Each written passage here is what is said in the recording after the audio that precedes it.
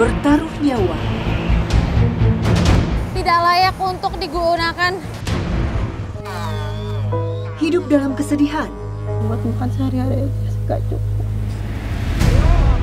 Hidup dalam keterbatasan, jauh dari akses, kemudahan, dan terisolasi dari dunia luar, membuat mereka terperangkap dalam keterpurukan. Kini mereka terus menunggu-nunggu, hingga kapan mereka akan mendapatkan keadilan yang layak. Saksikan sesaat lagi di Indonesiaku.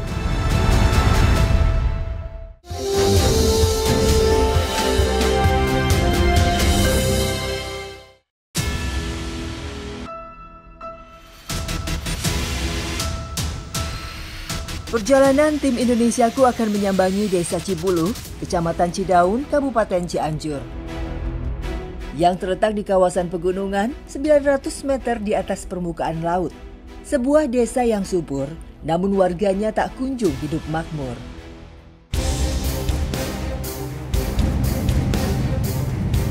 Kami memulai perjalanan dari Pasar Cibengang, Desa Mekarsewu, Kecamatan Cisewu, Kabupaten Garut, yang jalan aspalnya mulai terkelupas dan menyisakan bebatuan.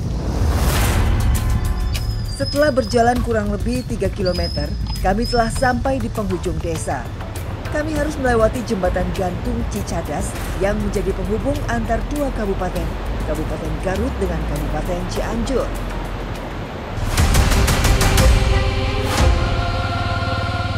Terbentang di atas Sungai Cilaki, jembatan sepanjang kurang lebih 65 meter dengan tinggi kurang lebih 11 meter ini beririsan langsung antara Desa Mekarsewu, Kabupaten Garut dengan Dusun Hegarwangi, Desa Cibuluh, Kecamatan Cidaun, Kabupaten Cianjur.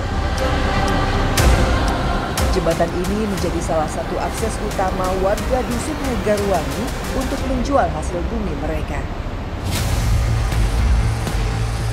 Nah, saat ini saya memutuskan untuk turun saja dari motor dikarenakan saya takutnya bebannya tidak cukup kuat untuk menopang motor yang saya tumpangi, jadinya saya memutuskan untuk turun. Melihat kondisi jembatannya pun sudah sangat rapuh, kayu-kayunya sudah terlihat lapuk dan ini tidak layak untuk digunakan, apalagi harus melintasi kendaraan beroda 2. Saya aja melihat tadi kondisinya harus bergantian, tidak bisa berbarengan. Pengajuan pembuatan jembatan permanen sering disuarakan warga, namun hingga saat ini belum ada jawabannya. Dan warga hanya bisa pasrah dan terus berharap kepada pemerintah untuk membangun jembatan agar mereka dapat melintasi dengan perasaan aman dan nyaman, tanpa was-was bertaruh nyawa. Setelah melewati jembatan, kami pun terus melanjutkan perjalanan kembali. Tak hanya jembatan saja, jalan bebatuan yang rumit kerap membuat roda selip dan roda depan terangkat. Jalan bebatuan sepanjang 8 km dan memiliki lebar 1 meter dibuat oleh swadaya masyarakat. Setelah kurang lebih 1 jam perjalanan, akhirnya sampai juga di lokasi tempat kami akan singgah.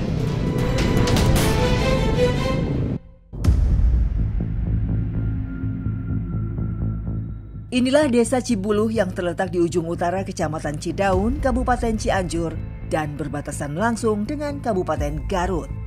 Berada di ketinggian 600 hingga 800 meter di atas permukaan laut, warga menggantungkan hidupnya bertani dan berkebun. Padi, kapulaga, gula aren, jahe, dan cabai menjadi penghasilan andalan mereka.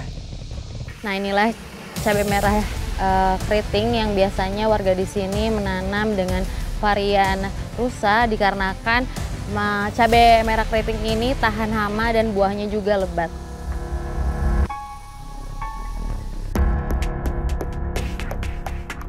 Hamparan cabai seluas 1/4 hektar ini milik Pak Olit. Saat panen raya bisa menghasilkan 250 kg. Sayangnya, saat hujan mulai turun, tanaman ini banyak diserang hama. Sementara harga obat dan pupuk tanaman tak terjangkau petani, sehingga hasil panen pun menurun. Para petani di sini biasanya memetik cabai yang berwarna merah seperti ini. Merahnya juga matang dengan sempurna, namun ketika terkena hama mereka terpaksa harus memetik yang berwarna hijau untuk meminimalisir terjadinya kerugian. Usia panen sekitar 3,5 bulan dan setelahnya dapat dipanen setiap 1 minggu sekali dalam waktu selama 3 bulan. Harga obat-obatan dan pupuk yang mahal membuat para petani pasrah karena tidak punya modal membelinya. Akibatnya hasil panen pun menurun, bahkan sering mengalami gagal panen. Salah satu buruh panen adalah Bu Ani. Kondisi ekonomi yang tak menentu, minimnya penghasilan membuat ia harus terus berjuang untuk menyokong ekonomi keluarganya. Ibu udah berapa lama jadi buruh petik kayak gini? Di rumah tangga kio tani. Kalau lagi musim panen seperti ini, biasanya ibu diburuh berapa sih, Bu? Ya amun di kilo 1.000 sekilo, namun di hari 40.000 sehari. Biasanya ibu dapatnya berapa? Kadang dapat nu panen aya buruhaneun mun saya mah teu aya. Penghasilan ibu kalau per bulan berapa, Bu? Paling ukur 200 itu per bulan. Dengan penghasilan ibu per bulan segitu, emang cukup buat hari-hari? Ya cukup we meureun da di mana deui. Pengen dibantu sama sesama nu baturan nu kitu tetangga mah terus dibantu gitu. Ibu mah teu dibantuan gitu. Itu kenapa, Ibu? Ibu udah pernah nanya mengajukan ke desa nggak? Pun sok itu ka RT gitu pangdaftarkeun atau ai batur ka bagian wae ai ibu henteu gitu nya. Jadi nggak rata gitu ya? Nya nggak rata di dieu mah.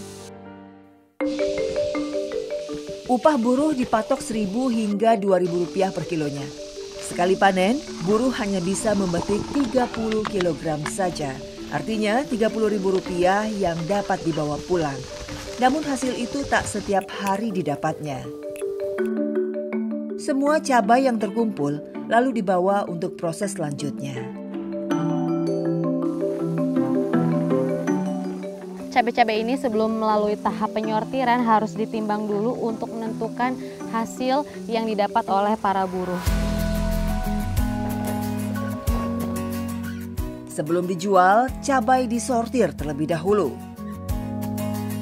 Nah, tujuan dari penyortiran ini adalah agar nantinya pada saat proses penjualannya itu kualitasnya lebih bagus dan harga jualnya juga jauh lebih tinggi.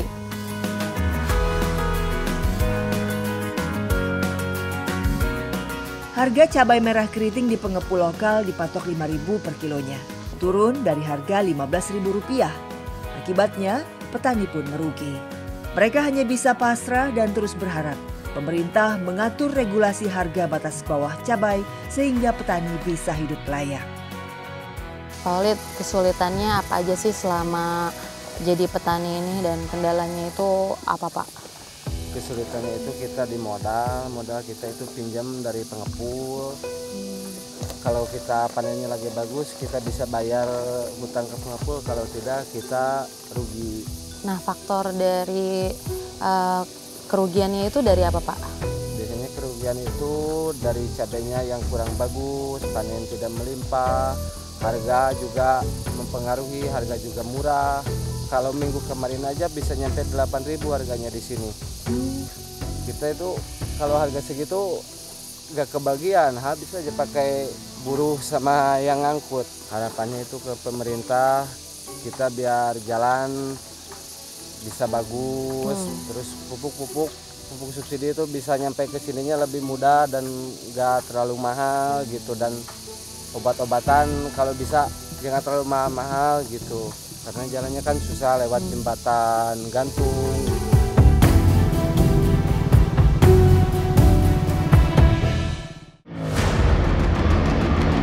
Nah, semua harus bantu mendorong, dangkal sekali jadi perahunya kandas.